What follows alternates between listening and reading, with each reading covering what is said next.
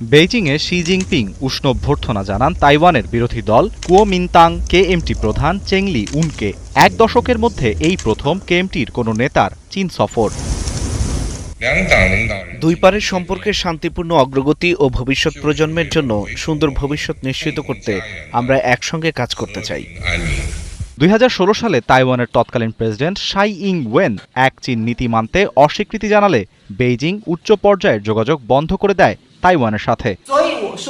চীনা জাতির পুনরুজ্জীবন দুই পাশের মানুষের অভিন্ন আকাঙ্ক্ষা, যা বিশ্ব শান্তিতে ইতিবাচক ভূমিকা রাখবে।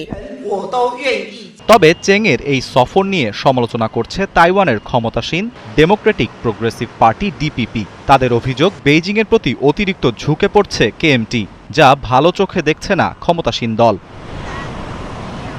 চীন বরাবরই তাইওয়ানকে নিজের ভূখণ্ডের অংশ বলে দাবি করে আসছে, প্রয়োজনে বল প্রয়োগের ইঙ্গিতও দিয়েছে।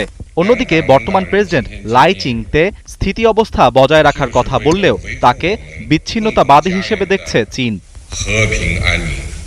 এই বৈঠক একদিকে যেমন সংলাপের সম্ভাবনা তৈরি করছে, অন্যদিকে তাইওয়ানের অভ্যন্তরীণ রাজনীতিতে নতুন করে উত্তেজনা বাড়াচ্ছে। তাইওয়ানের জনগণের বড় একটি অংশ দুই দেশের বর্তমান সম্পর্ক ধরে রাখতেই আগ্রহী। তারা না চায় চীনের সঙ্গে একীভূত হতে, না চায় আনুষ্ঠানিক স্বাধীনতার ঘোষণা করতে। আমি মনে করি এই ধরনের পারস্পরিক সম্পর্ক তা যুক্তরাষ্ট্রের সাথেই হোক বা চীনের সাথেই হোক, যদি সত্যিই একটি ভালো সম্পর্ক থাকে তবে তা ভালো বিষয়। আমরা আমাদের নিজেদের মতো থাকতে চাই। অতিমাত্রায় যুক্তরাষ্ট্র বা চীন কারো দিকে ঝুঁকে থাকা উচিত নয়। কারো সাথেই আমাদের সম্পর্ক অতিরিক্ত ঘনিষ্ঠ বা অতিরিক্ত খারাপ হওয়া উচিত নয়।